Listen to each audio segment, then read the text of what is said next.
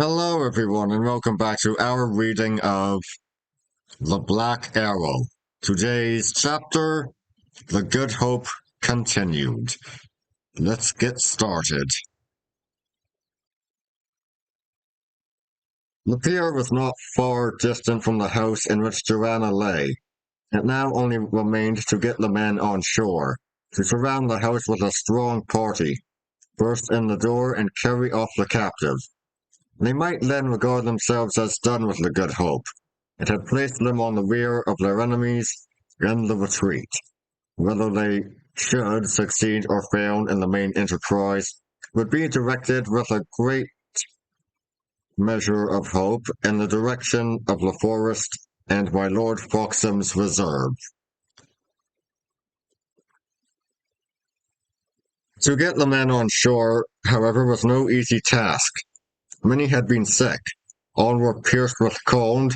The promiscuity and disorder on board had shaken their discipline. The movement of the ship and the darkness of the night had cowed their spirits. They made a rush upon the pier. My lord, with his sword drawn on his own retainers, must throw himself in front, and this impulse of rabblement was not restrained without a certain clamour of voices, highly to be regretted in the case.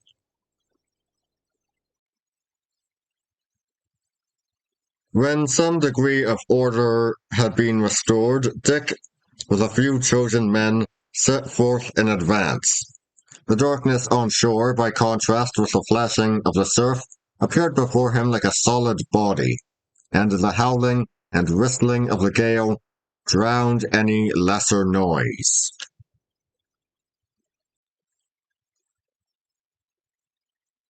He had scarce reached the end of the pier, however, when there fell a lull of the wind, and in this he seemed to hear on shore the hollow footing of horses and the clash of arms. Checking his immediate followers, he passed forward a step or two alone, even setting foot upon the down, and here he made sure he could detect the shape of men and horses moving. A strong discouragement assailed him.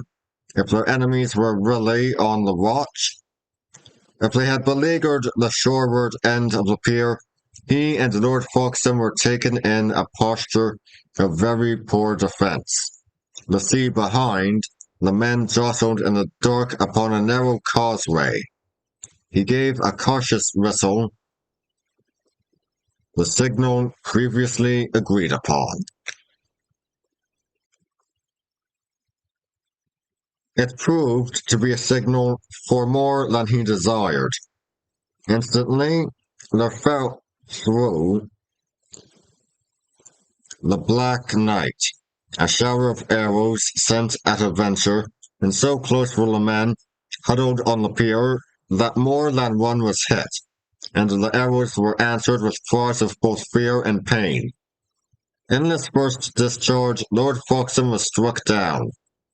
Hawksley had him carried on board again at once, and his men, during the brief remainder of the skirmish, fought, when they fought at all, without guidance. That was, perhaps, the chief cause of the disaster which made haste to follow.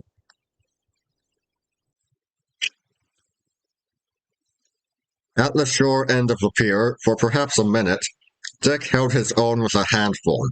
One or two were wounded upon either side. Steel crushed steel, nor had there been the least signal of advantage, when, in the twinkling of an eye, the tide turned against the party from the ship.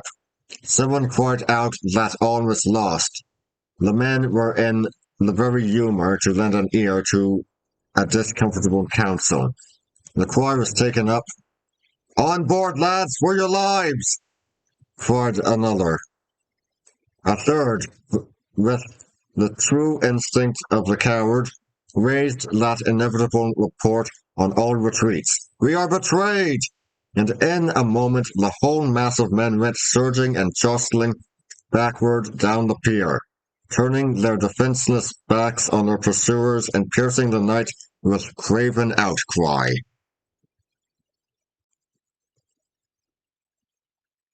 One coward thrust off the ship's stern, while another still held her by the bows. The fugitives leaped, screaming, and were hauled on board, or fell back and perished in the sea. Some were cut down upon the pier by the pursuers. Many were injured on the ship's deck in the blind haste and terror of the moment. One man leaping upon another and a third on both. At last, whether by design or accident, the bows of the Good Hope were liberated, and the ever-ready Lawless, who had maintained his place at the helm through all the hurly-burly, by sheer strength of body and a liberal use of the cold steel, instantly clapped her on the proper tack. The ship began to move once more forward on the stormy sea, its scuppers running blood, its deck heaped with fallen men, sprawling and struggling in the dark. Thereupon, Lawless sheathed his dagger, and turning to his neighbour, "I have left my mark on them, gossip," said he, "the yelping coward hounds." Now, while they were all leaping and struggling for their lives, the men had not appeared to observe the rough shoves and cutting stabs with which Lawless had held his post in the confusion. But perhaps they had already begun to understand somewhat more clearly, or perhaps another ear had overheard the helmsman's speech.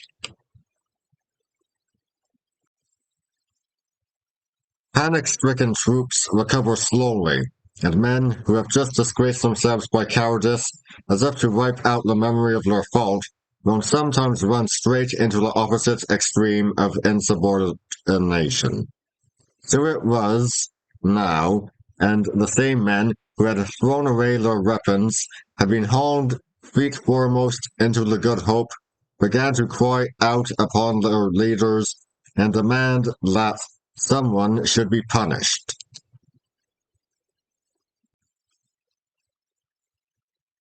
This growing ill feeling turned upon Lawless.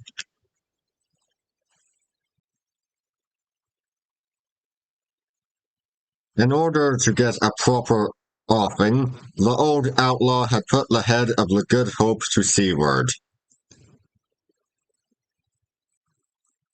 "What?" bawled one of the grumblers. "He carrieth us to seaward?" "'Tis sooth," cried another. "Nay, we are betrayed for sure." And they all began to cry out in chorus that they were betrayed, and in shrill tones and with abominable oaths bade Lawless go about ship and bring them speedily ashore. Lawless, grinding his teeth, continued in silence to steer the true course, guarding the Good Hope among the formidable billows. To their empty terrors, as to their dishonourable threats, between drink and dignity, he scorned to make reply. The malcontents drew together, a little abaft the mast, and it was plain they were like barnyard cocks crowing for courage. Presently,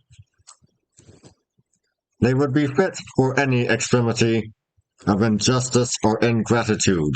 Dick began to mount by the ladder, eager to interpose, but one of the outlaws, who was also something of a seaman, got beforehand. "Lads," he began, "there are right wooden heads, I think, for to get back by the mass we must have an offing, must we not? And this old Lawless—" Someone struck the speaker on the mouth, and the next moment, as a fire springs among dry straw, he was felled upon the deck, trampled under the feet, and dispatched by the daggers of his cowardly companions. At this, the wrath of Lawless rose and broke.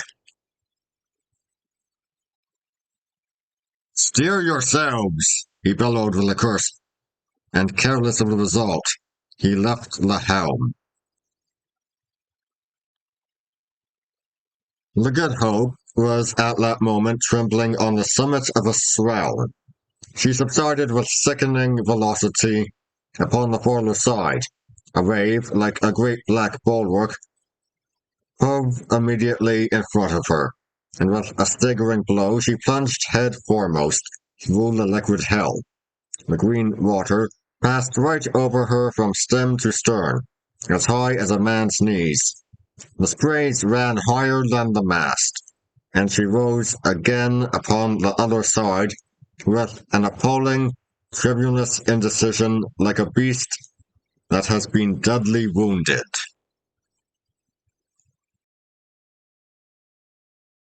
6 or 7 of the malcontents had been carried bodily overboard, and as for the remainder, when they found their tongues again, it was to bellow to the saints, and rail upon Lawless to come back and take the tiller. Nor did Lawless wait to be thrice bidden. The terrible result of his fling of just resentment sobered him completely. He knew better than any one on board how nearly the Good Hope had gone bodily down below their feet, and he could tell, by the laziness with which she met the sea, that the peril was by no means over.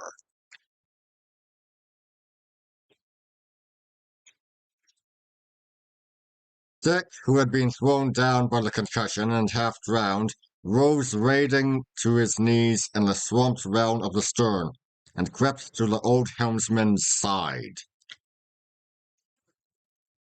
Lawless, he said, we do all depend on you. You are a brave, steady man indeed, and crafty in the management of ships. I shall put 3 men to watch upon your safety. Bootless, my master, bootless, said the steersman, peering forward through the dark. We come every moment somewhat clearer of these sandbanks, with every moment then the sea packeth upon us heavier. And for all these emperors they will presently be on their backs. For, my master, 'tis a right mystery, but true, there never yet was a bad man that was a good shipman. None but the honest and the bold can endure me this tossing of a ship. Nay, Lawless, said Dick, laughing. That is a right shipman's byword, and hath no more of sense than the whistle of the wind. But prithee, how go we? Do we lie well? Are we in good case? Master Shelton, replied Lawless, I've been a grey friar, I praise fortune, an archer, a thief, and a shipman.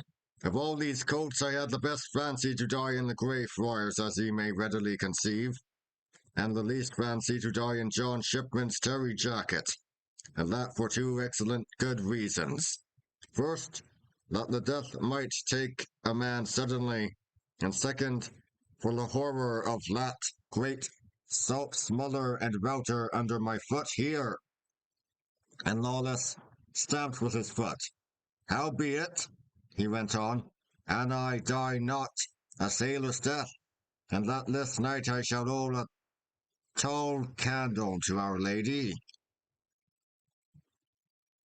Is it so? Asked Dick. It is right so, replied the outlaw. Do ye not feel how heavy and dull she moves upon the waves? Do ye not hear the water washing in her hold? She won't scarce mind the rudder even now. Bide till she has settled a bit lower, and she won't either go down below your boots like a stone image, or drive ashore here under our lee, and come all to pieces like a tryst of string. Ye speak with a good courage, returned Dick. Ye are not then appalled?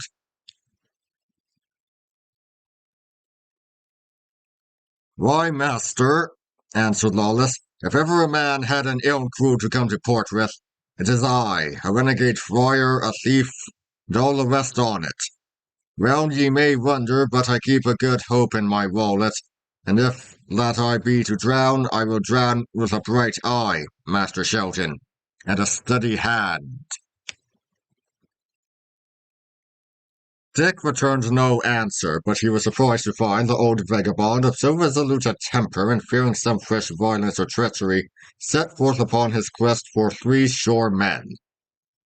The great bulk of the men had now deserted the deck, which was continually wetted with the flying sprays, and where they lay exposed to the shrewdness of the winter wind, they had gathered instead into the hold of the merchandise, among the butts of Bryan, and lighted by 2 swinging lanterns. Here a few kept up the form of revelry and toasted each other deep in Arblaster's Gascony wine. But as the Good Hope continued to tear through the smoking waves, and toss her stem and stern alternately high in air and deep into white foam, the number of these jolly companions diminished with every moment and with every lurch. Many sat apart, tending their hurts, but the majority were already prostrated with sickness, and lay moaning in the bilge. Greensheve, Cucko, and a young fellow of Lord Foxham's, whom Dick had already remarked for his intelligence and spirit, were still, however, both fit to understand and willing to obey. These Dick set as a bodyguard about the person of the steersman, and then, with a last look at the black sky and sea, he turned and went below into the cabin, whither Lord Foxham had been carried by his servants. And that would be all for today. I'll see you all next time. See ya!